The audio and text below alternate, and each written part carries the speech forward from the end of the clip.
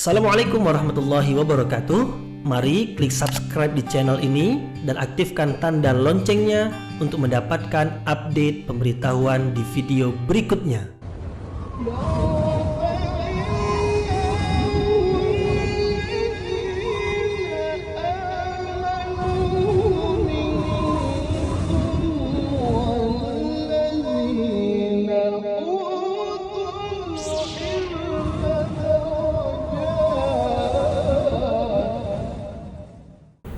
A'udzu billahi minasyaitonir rajim. Bismillahirrahmanirrahim. Assalamualaikum warahmatullahi wabarakatuh. Alhamdulillahirabbil alamin wa bihi nasta'inu ala umurid dunya waddin. Nasta'inuhu wa nastaghfiruh wa na'udzu billahi min syururi anfusina wa min sayyiati a'malina. فَمَنْ يَهْدِ اللَّهُ فَلَا مُضِلَّ لَهُ وَمَنْ يُضْلِلْ فَلَا هَادِيَ لَهُ أَشْهَدُ أَنْ لَا إِلَهَ إِلَّا اللَّهُ وَحْدَهُ لَا شَرِيكَ لَهُ وَأَشْهَدُ أَنَّ مُحَمَّدًا عَبْدُهُ وَرَسُولُهُ لَا نَبِيَّ بَعْدَهُ أَمَّا بَعْدُ. Kita bersyukur kepada Allah Subhanahu wa taala yang masih melimpahkan rahmat dan nikmat-Nya. Kita bersyukur dengan mengucapkan Alhamdulillahirabbil alamin. Tidak lupa pula bersalawat kepada Rasulullah dengan mengucapkan Allahumma salli ala Sayyidina Muhammad wa ala ali Sayyidina Muhammad. Dan bersalam kepada Rasulullah dengan mengucapkan Assalamu alayka ya Rasulullah.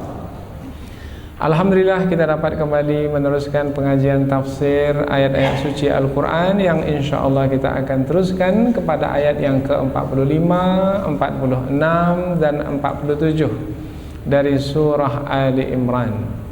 Masih lagi menerangkan tentang keluarga Imran, lebih khusus adalah anak Imran, yaitu Maryam. Yang dalam 3 ayat yang akan kita bahas ini adalah Maryam diberitahu oleh Allah Subhanahu wa taala melalui perantaraan malaikat bahwasanya ia akan melahirkan anak. Nama anaknya adalah Al-Masih Isa bin Maryam. Nah, Maryam terkejut dengan pemberitahuan ini sebab adalah beliau seorang wanita, gadis yang waktunya hanya habis di masjid saja beriktikaf dan tidak pernah disentuh oleh lelaki manapun. Bagaimana ia mungkin akan melahirkan anak? Nah, ayat ini lebih khusus tentang Maryam yang melahirkan Nabi Isa alaihi salam. Nah, kelahiran Nabi Isa alaihi salam tanpa ayah, yaitu kelahiran yang luar biasa. Ia adalah kelahiran dengan kuasa mutlak Allah Subhanahu wa taala. Ada kuasa Allah dengan hukum sebab akibat. Umpamanya perhubungan ayah dan ibu, suami dan istri, kemudian dapatlah anak dengan kuasa Allah juga, tetapi disebut dengan kuasa Allah yang berdasarkan hukum sebab akibat. Tetapi kelahiran Nabi Isa alaihissalam dengan kuasa Allah, tetapi dengan kuasa mutlak Allah Subhanahu wa taala. Nah, kuasa mutlak Allah inilah yang mau kita pelajari dari ayat-ayat ini untuk menambahkan keyakinan kita kepada Allah Subhanahu wa taala, bahwasanya jangan kita hanya memahami yang berlaku di alam semesta ini dengan hukum sebab akibat saja. Tidak. Sebab banyak perkara di alam semesta ini juga berlaku tidak dengan hukum sebab akibat, yaitu dengan kuasa mutlak Allah Subhanahu wa taala. Dan ada perkara-perkara yang besar yang hanya dapat diselesaikan dengan kuasa mutlak Allah Subhanahu wa taala. Nah, apabila sampai kepada kuasa mutlak Allah, maka perkara tersebut adalah perkara yang luar biasa. Nah, orang yang beriman diuji keimanan itu dengan keimanan kepada Allah yang memiliki kuasa yang kuasanya itu tidak berbatas. Nah, kuasa yang tidak berbatas, tidak terbatas dengan hukum sebab akibat, disebut kuasa mutlak. Nah, inilah yang mau kita dapatkan dari 3 ayat yang akan kita pelajari dalam kesempatan ini melalui kelahiran Nabi Isa alaihissalam, yaitu melalui ibunya tanpa ada ayah. Nah, kelahiran yang seperti ini menerangkan tentang kuasa mutlak Allah Subhanahu wa taala. Allah berfirman, A'udzu billahi minasyaitonir rajim. Bismillahirrahmanirrahim. Idz qalatil malaika ya Maryam innallaha yubashshiruki bikalimatin minhu ismuhul Masihu Isa ibn Maryam wajihan fid dunya wal akhirah wa minal muqarrabin wa yukallimun nasa fil mahdi wa kahla wa minas salihin. Qalat Rabbi anna yakunu li walad wa lam yamsasni bashar qala kadzalika Allahu yakhluqu ma yasha idza qada amran fa innama yaqulu lahu kun fayakun. Allah berfirman, idz qalatil malaika, ingatlah wahai Muhammad, pada satu ketika dahulu telah berkata malaikat kepada siapa? Kepada Maryam. Ya Maryam, wahai Maryam, innallah, sesungguhnya Allah, yubashshiruki, menyampaikan berita gembira kepadamu, bi kalimatin minhu, dengan kalimat dari sisinya, ismuhu, namanya, anak akan dilahirkan dengan kalimat, dengan perkataan dari sisi Allah. Nanti kita akan terangkan dalam tafsir apa maksudnya. Namanya, nama anak tersebut Al-Masih Isa bin Maryam, wajihan fid dunya, terkemuka di dunia, wal akhirah, dan juga terkemuka di akhirat, wa minal muqarrabin, dan ia termasuk ke dalam golongan orang-orang yang didekatkan oleh Allah kepadanya. Wa yukallimun nas, dan Isa bin Maryam itu bercakap dengan manusia fil mahdi, ketika ia masih lagi kecil, wa kahla, dan juga ketika ia sudah dewasa, wa minas salihin, dan dia termasuk ke dalam golongan orang-orang yang saleh. Qalat, Maryam berkata setelah mendengar pemberitahuan dari Allah melalui perantaraan malaikat, Maryam pun berkata, Rabbi, wahai Tuhanku, anna yakunu li walad, bagaimana aku bisa mendapatkan seorang anak, walam yamsasni bashar, dan tidak ada seorang lelaki pun yang pernah menyentuhku. Qala, Allah pun menjawab, kadzaliki, demikianlah Allah yakhluqu, menciptakan, ma yasha, apa-apa yang dikehendakinya. Kalau sudah menjadi kehendak Allah, maka tidak ada yang mustahil, wahai Maryam.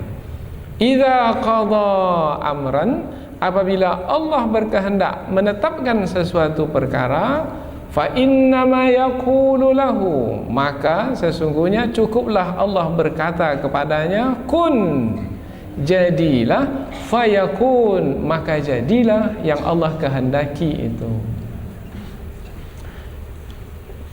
Kita ulang terjemahan dari awal ayat secara langsung. Ingatlah wahai Muhammad peristiwa yang pernah terjadi pada masa dahulu, yaitu ketika malaikat berkata kepada Maryam, wahai Maryam, sesungguhnya Allah menyampaikan berita gembira kepadamu, dengan seorang anak yang diciptakan melalui perkataan dari sisinya, yaitu namanya Al-Masih Isa bin Maryam, terkemuka di dunia dan di akhirat, dan termasuk ke dalam golongan hamba-hamba yang didekatkan kepada Allah. Dan ia, Nabi Isa, bercakap dengan manusia di waktu kecil dan di waktu dewasa, dan ia termasuk ke dalam golongan hamba-hamba yang saleh. Maryam berkata, "Wahai Tuhanku, bagaimana aku akan mendapatkan seorang anak sementara seorang lelaki pun belum pernah menyentuhku?" Allah menjawab, "Demikianlah Allah menciptakan apa yang Dia kehendaki. Apabila Allah berkehendak sesuatu perkara, maka sesungguhnya Allah cukup mengatakan kepadanya, jadilah, maka jadilah perkara tersebut." Jadi 3 ayat yang kita bahas ini adalah menerangkan tentang kelahiran Nabi Isa alaihissalam melalui proses yang luar biasa, yaitu melalui kuasa mutlak Allah, tidak melalui hukum sebab akibat yang biasa dilalui oleh manusia. Sekarang kita lihat ayat ini dengan lebih terperinci lagi. Ayat sebelum ini sudah menerangkan tentang keistimewaan Maryam, yaitu keistimewaan Maryam adalah Allah telah memilih Maryam, telah mensucikan Maryam, kemudian telah mengutamakan Maryam dari sekalian wanita yang ada pada masa itu. Kemudian Allah perintahkan Maryam supaya beribadah sungguh-sungguh. Allah perintahkan Maryam supaya merendahkan diri serendah-rendahnya, bersujud. Allah perintahkan Maryam supaya jangan menjauh dari jemaah, dalam satu jemaah, supaya Maryam terpelihara dan terjaga. Tujuannya adalah karena Allah ingin mempersiapkan Maryam untuk menghadapi satu perkara yang luar biasa. Nah, perkara yang luar biasa tersebut adalah ayat yang kita bahas ini, yaitu melahirkan anak tanpa Maryam disentuh oleh lelaki. Ini adalah perkara yang luar biasa, berat. Apa sebab? Sebab mungkin akan dituduh telah melakukan perbuatan yang tercela. Nah, ini adalah perkara yang berat. Maka Allah Subhanahu wa taala memerintahkan dalam ayat sebelum ini beribadah. Ibadah itu yang akan menolong. Rendahkan diri itu yang akan menolong. Kemudian bersama dengan jemaah itulah nanti yang akan menolong. Maryam akan ditolong nanti. Siapa yang menolongnya? Anaknya sendiri yang menolongnya. Nanti kita akan terangkan. Jadi ada kaitan antara ayat sebelum ini dengan ayat yang kita bahas pada kesempatan ini. Nah, kisah Maryam ini sudah lama terjadi, 6 abad lamanya. Apabila dibandingkan dengan ayat ini turun kepada Rasulullah SAW, karena ayat ini turun kepada Rasulullah. Kisah ini terjadi pada masa dahulu, 6 abad sebelum Rasulullah SAW. Tetapi Rasulullah mampu menyampaikannya. Padahal Rasulullah seorang yang buta huruf, tak pernah baca buku apa-apa, tak pernah mendengarkan dari sesiapa. Tapi Rasulullah mampu, bisa menceritakannya kembali untuk menerangkan bahwasanya memang Rasulullah itu adalah Rasul, karena Rasulullah mampu itu berdasarkan wahyu yang Rasulullah terima. Karena mustahil Rasulullah mampu menyampaikan begitu saja tanpa ada yang memberitahu, dan pastilah yang memberitahu itu adalah yang maha tahu tentang perkara yang telah lalu. Siapa yang maha tahu tentang perkara yang telah lama berlalu? Allah. Maka ayat ini membuktikan tentang kerasulan Nabi Muhammad SAW, dan sekaligus untuk membatalkan kepercayaan orang-orang Kristen yang apabila kita lihat dari awal surah Ali Imran ini, ada sekumpulan orang Kristen Najran datang kepada Rasulullah untuk mendebat Rasulullah, ingin mengalahkan Rasul. Tapi bukannya Rasul dapat dikalahkan, malah mereka yang dapat dikalahkan. Karena kisah tentang Maryam, Rasulullah mampu menceritakannya dengan terperinci sekali, dan mereka tidak mampu membantahnya. Bagaimana membantah? Sebenarnya bukan membantah Rasulullah sebagai manusia, tapi sebenarnya membantah Allah. Mampu manusia membantah Allah, membantah wahyu yang Allah sampaikan melalui Rasulnya. Pastilah tidak. Maka nampaklah kebenaran Rasulullah sebagai seorang Rasul. Maka pada hari ini jangan ragu-ragu lagi, yakinlah tentang kerasulan Nabi Muhammad sebagai seorang Rasul. Karena tidaklah yang Rasulullah sampaikan itu melainkan wahyu yang diwahyukan kepada baginda. Lalu kepercayaan orang Kristen itu, ia adalah kepercayaan yang mereka buat-buat, yang bukan datang dari sisi Allah Subhanahu wa taala. Inilah dia kandungan dari ayat ini dan kaitan dengan ayat yang sebelumnya. Kita lihat ayat ini dengan lebih terperinci lagi melalui tafsir. Tafsir maksudnya adalah penjelasan yang lebih panjang dari ayat. Ayat ini dimulai dengan perkataan iz qalatil malaika. Ketika. Ini zarfu zaman, maknanya kata yang menerangkan tentang zaman. Ketika, pada zaman dahulu, pada masa dahulu telah terjadi satu peristiwa. Apa peristiwanya? Peristiwa malaikat telah berkata kepada Maryam. Nah, ketika disampaikan kembali kepada Rasulullah, wahai Muhammad, telah terjadi pada masa dahulu peristiwa, yaitu peristiwa malaikat berkata kepada Maryam. Peristiwa tersebut jadikan peringatan. Jadi ketika kisah kita dengarkan melalui firman-firman Allah, tujuannya adalah untuk diambil peringatan. Apa peringatan yang kita dapatkan dari kisah ini? Kuasa mutlak Allah, jangan ragukan lagi. Kuasa mutlak Allah.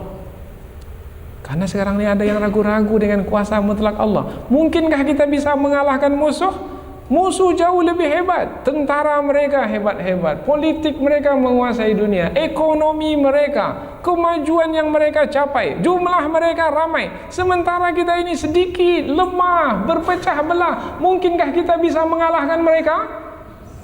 Nah, kalau orang yang meyakini kuasa mutlak Allah, tak ada yang tak bisa. Kelompok yang kecil bisa mengalahkan kelompok yang besar dengan izin Allah.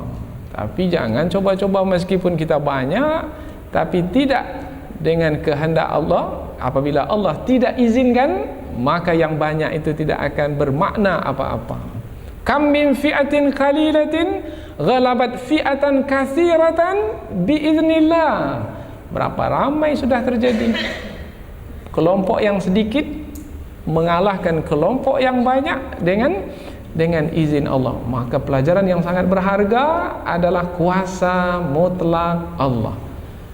Maka ingat, jadikan peringatan kisah pada masa dahulu tentang kuasa mutlak Allah, yaitu seperti yang pernah terjadi kepada Maryam. Telah berlaku kuasa mutlak Allah pada diri Maryam sendiri, yaitu Maryam tidak disentuh oleh lelaki tetapi dapat melahirkan anak. Bagaimana bisa dapat? Karena kuasa mutlak Allah. Wahai Muhammad, jadikan peringatan. Ini ayat ini kepada Rasulullah. Maka selalu ditambah di permulaan terjemahan itu, ingatlah ketika.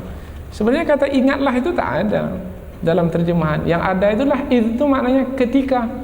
Mengapa ditambah dengan kata ingatlah? Itulah dia tafsir, yaitu jadikan kisah masa lalu itu sebagai peringatan. Kalau tidak juga dapat peringatan, maka rugilah.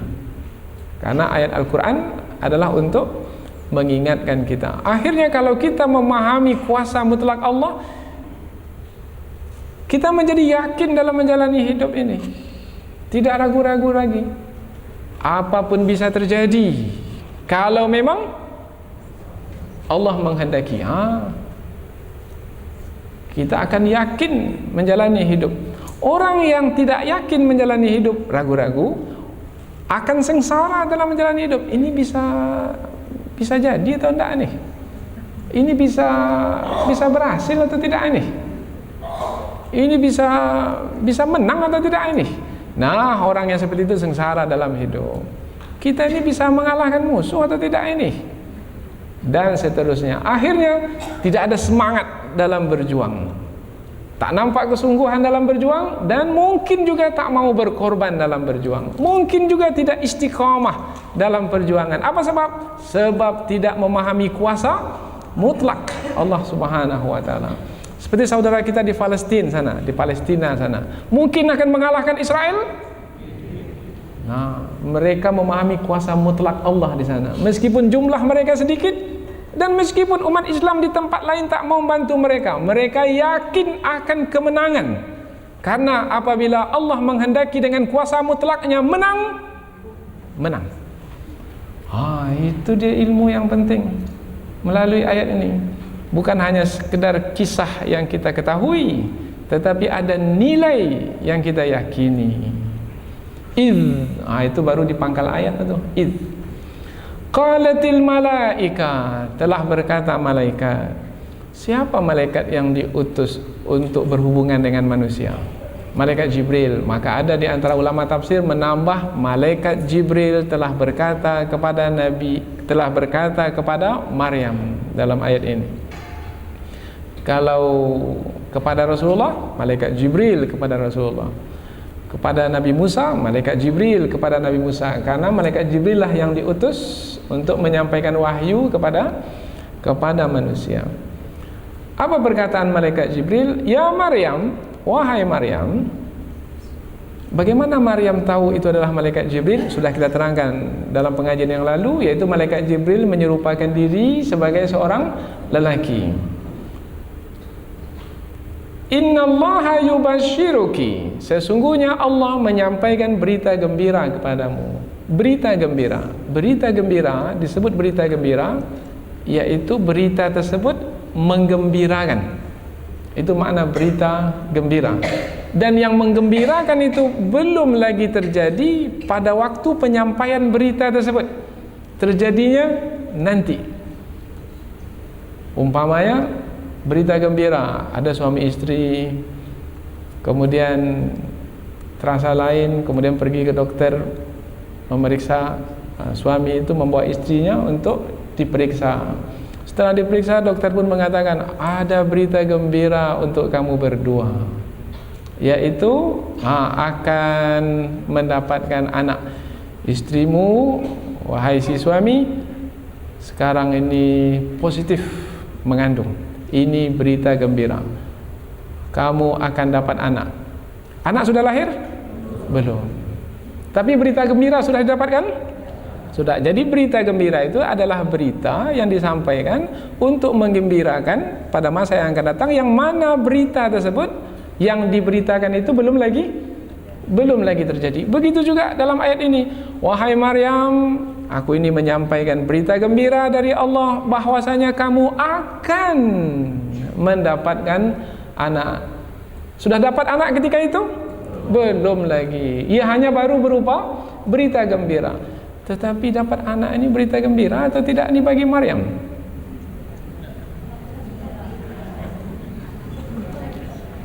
Dapat anak sementara ia tidak disentuh oleh mana laki-laki pun.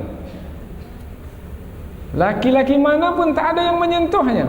Kemudian Allah memberitahukan kepadanya, kamu akan dapat anak. Ini berita gembira atau berita sebaliknya? Dalam ayat ini disebutkan berita gembira. Ya, berita gembira, bukan sebaliknya. Apa sebab? Sebab di mana letak kegembiraan pemberitahuan malaikat itu?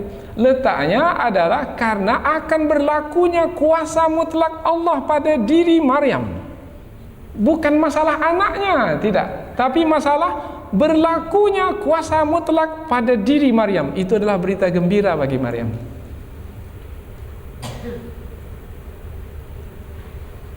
Kuasa mutlak berlaku pada diri sendiri. Kalau dahulu ketika Nabi Musa alaihissalam memukulkan tongkatnya ke laut, berlaku kuasa mutlak bukan pada diri Nabi Musa, tapi pada laut. Laut menjadi terbelah, tidak mengalir lagi. Kuasa mutlak Allah pada laut. Ketika dahulu pada masa Nabi Ibrahim alaihissalam dimasukkan ke dalam api, kuasa mutlak Allah berlaku ke atas api. Yang api itu sepatutnya membakar menjadi dingin, menjadi sejuk pada api. Sekarang pada diri Maryam itu sendiri. Semestinya tak boleh melahirkan anak, tapi dengan kuasa mutlak anak, dengan kuasa mutlak Allah, maka ia melahirkan anak. Itu adalah satu keistimewaan. Keistimewaan itulah yang menjadi kegembiraan. Maka berita gembira bagi Maryam. Sebelum ini sudah ada juga berita gembira, tapi bukan pada diri Maryam, pada makanan yang diberikan kepada Maryam, yaitu makanan musim panas tapi diberikan kepada Maryam musim dingin, musim sejuk. Makanan musim sejuk diberikan kepada Maryam musim panas. Pada makanan yang diberikan kepada Maryam, sekarang pada diri Maryam sendiri, berhubungan dengan dirinya sendiri. Inilah satu berita gembira, karena kuasa mutlak Allah diberlakukan ke atas dirinya. Jadi jangan fahami anaknya itu, tidak, tetapi fahami kuasa mutlak Allah itu. Bisa memahami? Kita ada dua kuasa. Ada kuasa Allah berkaitan dengan hukum sebab akibat. Ada kuasa Allah berkaitan dengan kuasa mutlak Allah. Kita ni belajar dapat ilmu dengan kuasa Allah juga, tapi melalui hukum sebab akibat. Kita datang masjid ini, dengar, dapat ilmu. Datang lagi, dengar, dapat ilmu. Berapa lama kita datang dengar? Setahun, 2 tahun, 3 tahun, 4 tahun, 10 tahun, 20 tahun, dapat ilmu. Ada orang yang dapat ilmu dengan kuasa mutlak Allah. Tak datang, tak dengar, dapat ilmu. Seperti yang pernah Allah berikan kepada Khidir, salah seorang hambanya. Allah terus langsung berikan ilmu kepadanya tanpa hukum sebab akibat. Atau kepada Nabi Adam dahulu, Allah terus berikan ilmu ke dalam dadanya, sehingga mengetahui, memiliki ilmu tanpa hukum sebab akibat. Itu adalah kuasa mutlak Allah. Kuasa mutlak itu adalah pemberian Allah yang istimewa apabila dilakukan ke atas seorang hamba. Sesungguhnya Allah menyampaikan berita gembira kepadamu, wahai Maryam, bahwasanya kamu akan mendapatkan anak bi kalimatin minhu, dengan kalimat darinya. Maknanya dengan satu perkataan darinya. Maksudnya anak itu nanti kamu akan dapatkan, wahai Maryam, dengan perkataan dari Allah, bukan melalui sebab darimu, tidak. Bukan melalui usaha darimu, tidak. Melalui perkataan Allah, yaitu perkataan yang dimasukkan dengan perkataan kun. Jadilah anak yang ada dalam perutmu itu, wahai Maryam. Maka jadilah anak dalam perut Maryam. Ini lebih istimewa dari Nabi Zakaria. Kalau Nabi Zakaria alaihissalam masih lagi berhubungan Nabi Zakaria dengan istrinya. Tetapi untuk Maryam tak ada perhubungan apa-apa, karena kejadian anak dalam perut Maryam itu adalah dengan perkataan dari sisi Allah. Kun, jadilah anak dalam perut Maryam. Akhirnya dengan perkataan tersebut jadi. Sebenarnya tanpa perkataan tersebut pun juga bisa jadi. Jangan dikatakan dengan perkataan kun baru jadi. Kalau tak ada perkataan kun tak jadi. Tidak. Karena sifat Allah adalah qiyamuhu binafsihi, berdiri dengan dirinya sendiri. Tanpa perkataan kun pun, kalau Allah kehendaki tanpa kun pun juga jadi. Lalu mengapa dikatakan dengan perkataan kun? Karena itulah perkataan yang singkat di dalam bahasa Arab, yaitu perkataan jadilah dengan 2 huruf saja, huruf kaf dan huruf nun. Kun, jadilah. Maknanya dengan perkataan yang sangat pendek sekali, jadi. Kalau ada lagi yang lebih pendek dari itu pun juga bisa jadi. Tanpa perkataan pun juga jadi. Karena jadinya bukan dengan perkataan, tapi jadinya dengan kuasa mutlak Allah. Itu makna bi kalimatin minhu, dengan kalimat dari sisinya. Ismuhu, namanya. Siapa nama anak tersebut? Allah beritahukan juga kepada Maryam nama anaknya. Sama seperti Nabi Zakaria alaihissalam diberitahukan kepadanya nama anaknya, yaitu Nabi Yahya. Ini pun diberitahu. Tapi ketika memberitahukan kepada Maryam, 3 pemberitahuannya. Pertama, gelarnya. Kedua, nama anak itu betul. Dan yang ketiga, sandarannya, nisbahnya tidak kepada laki-laki tapi kepada ibunya, karena memang ia lahir tidak memiliki ayah. Yaitu gelarnya Al-Masih, namanya Isa, sandarannya bin Maryam. Pertama gelar Al-Masih. Apa makna Al-Masih ini? Ramai ulama tafsir menjelaskan makna Al-Masih. Ada yang mengambil dari asal kata masaha. Masaha maknanya menyapu. Al-Masih dikatakan Al-Masih, Nabi Isa dikatakan Al-Masih karena ia menyapukan tangannya kepada orang yang terkena penyakit. Nah, penyakit sopak, penyakit buta, dengan sapu tangan, dengan menyapukan tangan ke tubuh orang yang sakit, orang sakit itu pun sembuh. Wa ubrihul akmaha wal abras. Nanti ayat berikutnya menjelaskan. Dan aku menyembuhkan orang yang terkena penyakit buta dan orang yang terkena penyakit sopak. Penyakit sopak adalah penyakit kulit di seluruh tubuh. Biasanya tak bisa disembuhkan. Tetapi Nabi Isa bisa menyembuhkannya. Menyembuhkannya dengan izin Allah. Ayat lain menyebutkan wa tubri'ul akmaha wal abrasa biizni. Kamu wahai Isa menyembuhkan orang yang buta dan menyembuhkan orang yang terkena penyakit sopak biizni, dengan izinku. Nah, bukan kamu sendiri yang punya kuasa wahai Isa. Aku yang mengizinkannya sehingga berlakulah apa yang berlaku itu. Jadi kamu manusia biasa wahai Isa, tapi malangnya ramai dari manusia menuhankan kamu wahai Isa. Padahal kamu hanya menyapukan tanganmu saja dan yang menyembuhkannya adalah aku. Itu mana Al-Masih. Ada lagi ulama tafsir yang lain menerjemahkan Al-Masih ini maknanya jujur. Ada lagi yang menerangkan makna Al-Masih ini maknanya yang banyak berjalan di muka bumi. Dan perkataan Al-Masih ini bisa dibawa ke tafsiran-tafsiran yang kita terangkan tersebut. Tapi ramai di antara ulama Al-Masih ini membawa makna adalah yang menyapukan tangannya, atau satu lagi adalah yang jujur. Apabila diambil dari perkataan Al-Masih dalam bahasa Ibrani yang maknanya adalah As-Siddiq, yaitu yang jujur, atau Al-Mubarak, yang diberkati. Nah, perkataan yang diberkati ini ada disebutkan dalam surah Maryam, bahwasanya Nabi Isa alaihissalam wa ja'alani mubarakan aynama kunt, dan Allah menjadikan aku seorang yang diberkati di mana saja aku berada. Nah, itu juga bermakna Al-Masih. Al-Masih gelar kepada Nabi Isa. Nama Nabi Isa adalah Isa.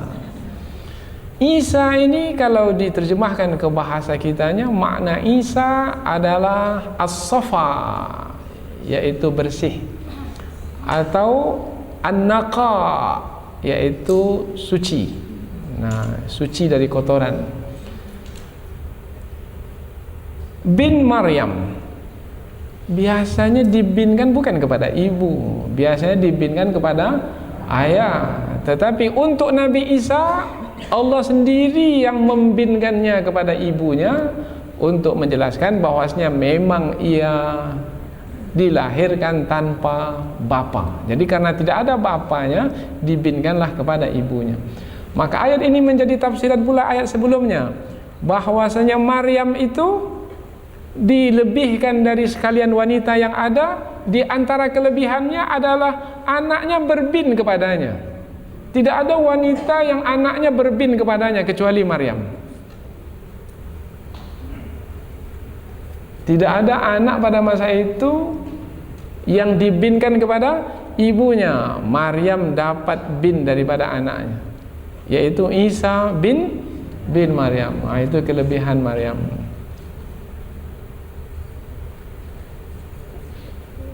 Biasanya dibinkan kepada ayah. Tapi pada hari ini ramai pula yang salah kaprah. Bukan dibinkan kepada ayah, tidak pula dibinkan kepada ibu, dibinkan kepada suami pula. Karena disebutkan nama suami selepas namanya. Disebut namanya, kemudian disebut nama suaminya. Meskipun tak disebutkan kata bin atau binti, nah, tetapi itu adalah tidak tepat. Nah, maka jangan terikut-ikut pula orang yang tidak benar dalam membuat namanya. Ada namanya, umpamanya nama wanita itu umpamanya Fatimah, nama suaminya Mustafa, Fatimah Mustafa, salah.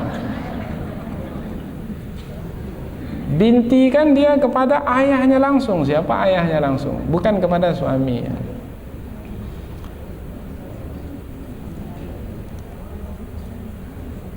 Ismuhu, namanya Al-Masih, Isa, nama Nabi Isa bin Maryam, ibnu Maryam, wajihan fid dunya wal akhirah wa minal muqarrabin. Nah, ini adalah sifat Nabi Isa.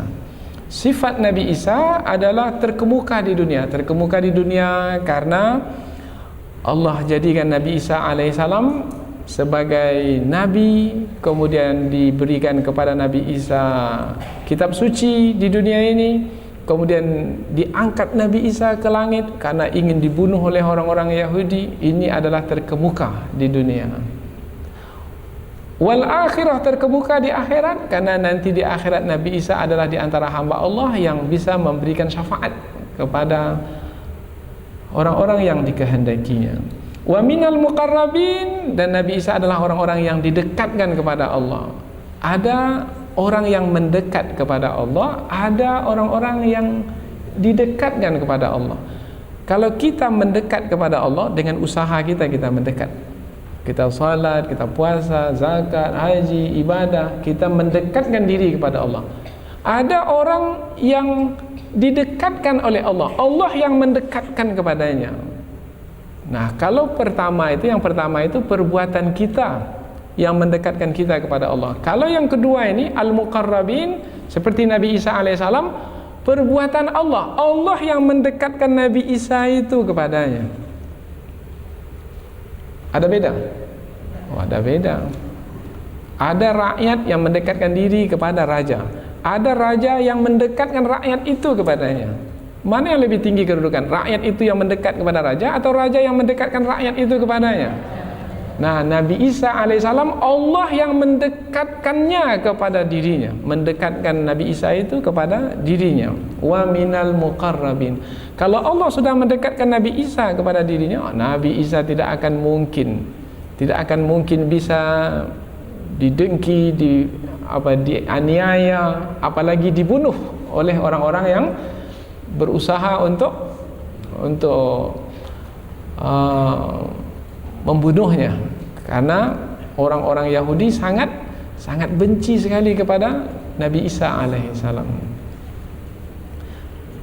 Akhirnya karena Nabi Isa adalah orang yang didekatkan oleh Allah, diangkat ke langit ketika mereka orang-orang Yahudi ingin menyalib Nabi Isa alaihissalam. Sifat berikutnya Nabi Isa diterangkan oleh Allah adalah wa yukallimun nasa fil mahdi. Ini pemberitahuan kepada Maryam, padahal ketika itu Nabi Isa belum lagi lahir. Anakmu ini wahai Maryam adalah anak yang istimewa, terkemuka di dunia, terkemuka di akhirat, didekatkan oleh Allah kepadanya dan bercakap kepada manusia di waktu kecil. Al-Mahdi sebenarnya adalah tempat tidur anak yang kecil itu. Kasurnya itu disebut Al-Mahdi. Ketika kecil, anak itu tak bisa berbicara, tak bisa bercakap, tapi Nabi Isa bisa bercakap. Apa sebab? Sebab ketika itu ibunya dituduh berzina oleh Bani Israel. Ini disebutkan dalam surah Maryam. Ya ukhta Harun, wahai saudara perempuan Harun, makana abuki mura'asauin, bapakmu bukanlah seorang yang tercela. Wa makanat ummuki baghiya, ibumu pula bukanlah seorang yang tercela, yang berbuat zina, tidak. Mengapa kamu memiliki anak ini? Bermakna Kaumnya itu menuduh Maryam telah melakukan perbuatan zina. Maryam diam saja. Kemudian menunjuk, fa asyarat ilai, kemudian menunjuk kepada anak yang sedang ia gendong. Lalu apa kata Bani Israel? Qalu kaifa nukallimu man kana fil mahdi sabiyya. Bagaimana kami bisa berbicara dengan anak yang masih lagi kecil? Fil mahdi. Dalam ayat ini fil mahdi juga, yaitu anak yang masih lagi berada di atas kasur. Tetapi tiba-tiba saja Nabi Isa berkata, qala, Nabi Isa berkata, inni abdullah, sesungguhnya aku adalah hamba Allah. Langsung terkejut Bani Israel, anak kecil berbicara. Wa ataniyal kitab, Allah memberikan kepadaku kitab suci. Wa ja'alani nabiyya, dan Allah menjadikanku seorang nabi.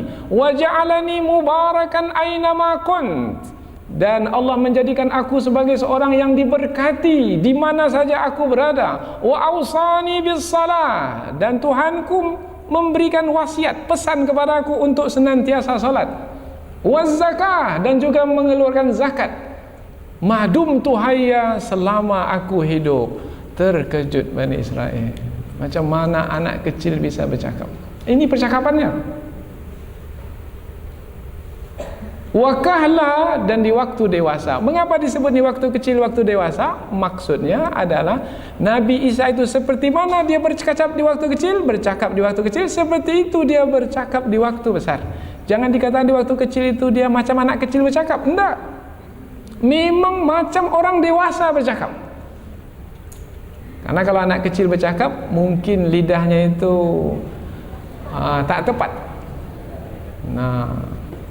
Mungkin ada pelet-peletnya sedikit, ada pergi, mungkin dia tak bisa menyebut R mungkin. Karena anak-anak kecil. Tetapi Nabi Isa bercakap seperti mana ketika dewasa, seperti itu ketika kecil. Mengapa bisa berbicara seperti itu ketika kecil? Sebab Allah yang membuatnya berbicara. Untuk membebaskan ibundanya dari pertuduhan Bani Israel ketika itu. Oh, hebat. Luar biasa. Bagaimana bisa berlaku semua itu? Jawaban satu. Kata kunci jangan lupa. Kuasa mutlak Allah Subhanahu wa taala. Wa minas salihin, dan ia termasuk ke dalam golongan hamba-hamba yang saleh. Saleh maknanya adalah baik. Suami saleh, suami yang baik. Istri yang salehah, istri yang baik. Amal saleh, amal yang baik. Saleh itu maknanya baik dan mendatangkan manfaat. Lawan saleh adalah fasid. Fasid itu maknanya merusak. Al-fasad, kerusakan. Kapan seseorang itu disebut soleh? Suami soleh disebut soleh kapan? Kalau ia melakukan sesuatu seperti petunjuk yang Allah turunkan, maka dia soleh. Tapi kalau dia mengikuti hawa nafsunya, bertentangan dengan petunjuk yang Allah turunkan, bermakna dia merusak. Maka suami yang merusak adalah suami yang tidak ikut petunjuk yang Allah turunkan, maka dia tidak disebut saleh, dia sebut fasid. Contoh mudahlah, kalau kita mau menghidupkan mesin mobil kita, mesti mengikut petunjuk, yaitu kunci mobil kita itu kita putar ke mana? Ke kanan atau ke kiri? Ke kanan. Ke kanan putar, maka mobil pun hidup, ikut petunjuk. Itu namanya saleh. Amal itu amal saleh, amal yang betul, sesuai dengan petunjuk. Kalau mestinya diputar ke kanan, dia pula putar ke kiri, ikut petunjuk? Tidak. Bagaimana? Rusak, patah kunci, mobil pun tak hidup. Nah, yang seperti ini bukan orang yang saleh, tapi orang yang merusak. Jadi kapan seseorang itu baru disebut orang-orang yang saleh? Orang-orang yang hidup mereka mengikuti petunjuk. Siapa yang disebut orang-orang yang merusak? Orang-orang yang merusak adalah orang-orang yang menjalankan hidup tanpa mengikuti petunjuk, hanya mengikuti kehendak hawa nafsu. Adalah orang-orang yang merusak. Siapa di antara mereka orang yang merusak?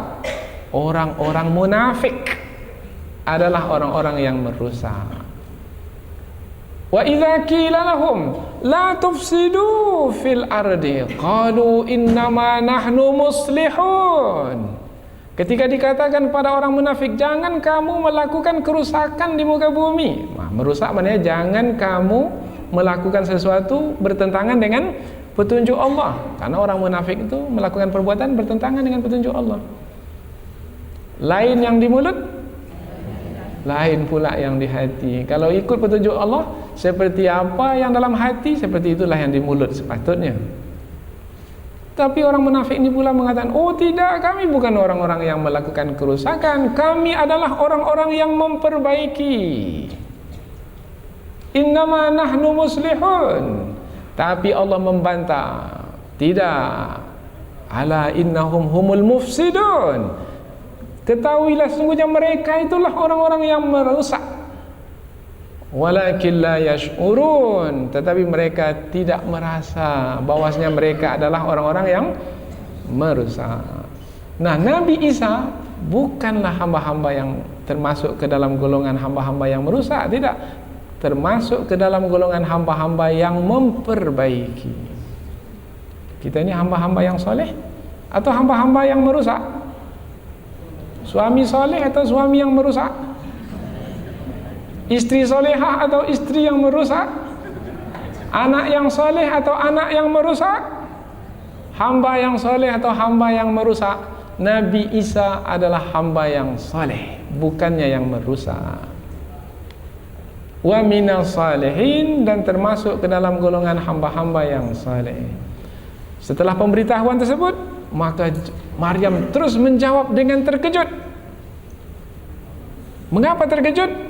Terkejut, bagaimana mungkin akan mendapatkan anak sementara ia belum pernah disentuh oleh lelaki manapun.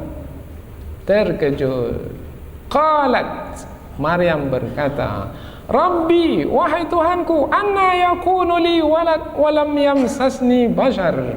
Bagaimana aku akan mendapatkan anak sementara tidak ada satu lelaki pun pernah menyentuhku? Apa makna terkejutnya Maryam di sini? Apakah Maryam tidak percaya kepada kuasa mutlak Allah sehingga ia terkejut? Tidak mungkin. Apa sebab? Sebab sebelum ini Maryam sudah mendapatkan bukti tentang kuasa Allah yang mutlak melalui makanan yang ia terima.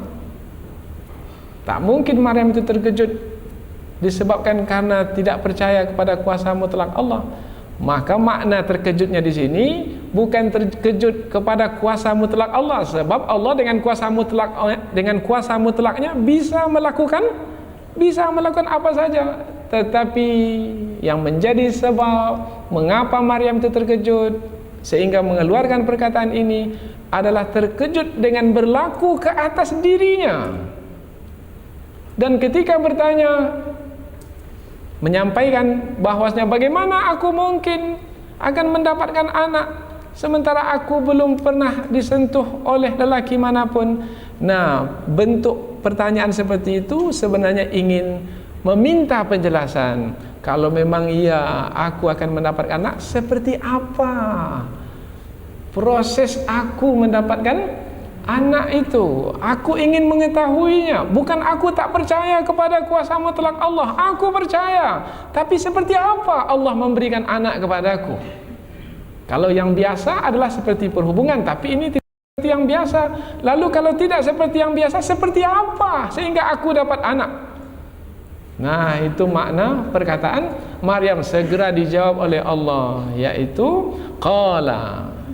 Allah menjawab melalui perantaraan malaikat, kadzaliki, perkara itu adalah demikian, sedemikian rupa, kadzaliki Allah yakhluqu ma yasha, menciptakan apa yang dikehendakinya, yaitu dengan cara idza qada amran, apabila Allah berkehendak suatu perkara untukmu wahai Maryam, dalam perkara anak yang akan kamu lahirkan.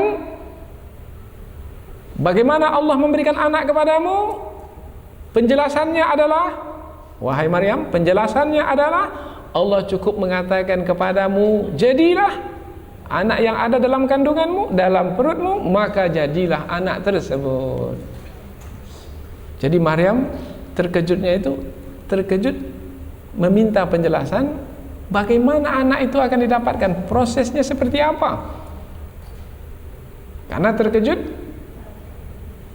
karena tidak berlaku ke atas dirinya seperti yang berlaku ke atas orang yang lain, yaitu ke atas orang yang lain dengan hukum biasa sebab akibat, sementara ke atas dirinya berlaku hukum luar biasa. Nah, yang luar biasa itu seperti apa ya Allah? Nah, itu yang ditanyakan oleh Maryam. Segera Allah menjawab, nah yang luar biasa itu adalah Allah mengatakan dengan perkataan kun untukmu, sehingga jadilah anak dalam perutmu itu. Maknanya, wahai Maryam, tak susah bagi Allah untuk menciptakan anak dalam kandunganmu itu. Allah cukup dengan mengatakan jadi, maka jadilah. Atau lagi yang lebih penting, wahai Maryam, tak perlu kamu terkejut dengan perkara yang luar biasa. Kalau aku menetapkannya, aku cukup dengan mengatakan perkataan yang sangat singkat untuk mewujudkannya. Maka tak perlulah kamu terkejut, sebab aku adalah yang memiliki kuasa yang mutlak, tak terbatas. Nah, dengan jawaban dari sisi Allah itu, hilanglah keterkejutan Maryam. Karena terkejut itu pasti ada pada setiap orang. Nah, terkejut itu disebabkan karena perkara itu perkara yang luar biasa. Kapan kita terkejut? Kalau perkara yang luar biasa itu berlaku. Biasa suara perlahan saja. Terkejut kita? Tidak. Tiba-tiba suara berdentum besar. Terkejut kita? Terkejut. Mengapa terkejut? Sebab perkara yang luar biasa. Kemudian diterangkan kepada kita, mengapa dia terkejut? Mengapa diterangkan kepada kita, mengapa dentuman itu hebat sekali, keras, luar biasa? Diterangkan bahwasanya di dalamnya ada satu kekuatan yang dahsyat, kekuatan nuklir umpamanya. Oh begitu. Hilanglah keterkejutan kita. Oh rupanya dentuman besar itu ada dari bom atau atom atau nuklir yang terdapat di dalam perkara yang benda yang meletus itu. Oh itu dia sebabnya. Begitu juga Allah Subhanahu wa taala. Wahai Maryam, jangan kamu terkejut apabila Allah mengatakan jadi, maka jadilah, karena Allah memiliki kuasa yang mutlak, tidak berbatas. Pengajaran bagi kita adalah, wahai hamba-hamba Allah yang beriman kepada Allah, yang Allah itu berkuasa ke atas segala sesuatu. Apabila Allah berkehendak, Allah tidak bergantung kepada hukum sebab akibat yang kamu ketahui itu untuk menjadikan sesuatu. Apabila Allah berkehendak menjadikan tanpa hukum sebab akibat pun juga terjadi, maka jangan lagi ragu-ragu kepadaku, wahai hamba-hambaku yang beriman kepadaku. Ya, kalau begitu tidak ada jalan lain kecuali meyakini Allah yang maha berkuasa ke atas segala sesuatu. Inilah yang membuat diri kita tenang menjalani hidup. Sakit sekarang ini, bisa sembuh? Bisa. Miskin sekarang ini, bisa kaya? Bisa. Berhutang sekarang ini, bisa lunas? Bisa. Didengki dan difitnah oleh orang, dan yang mendengki memfitnah ini bukan sembarang orang, orang hebat, orang kuat, banyak pula jumlahnya. Bisa selamat? Bisa. Dari mana datangnya? Dari keyakinan yang ada dalam diri kita. Mudah-mudahan kita mendapatkan pengajaran dari ayat yang agung dan mulia ini.